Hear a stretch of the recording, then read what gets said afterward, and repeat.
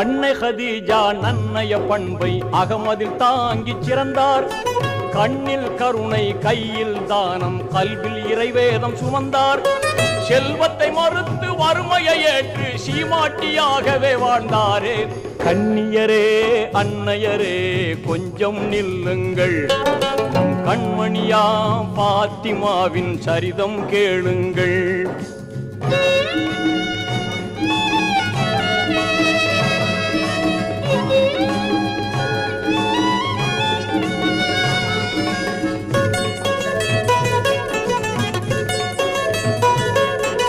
வானவர் வாழ்த்த யாவரும் போற்ற வீரர் அலியை மணந்தார்.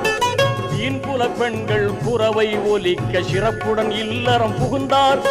கணவர் அலியை கண்ணுக்குள் வைத்தே கனிவாய் பணிவிடை செய்தாரே.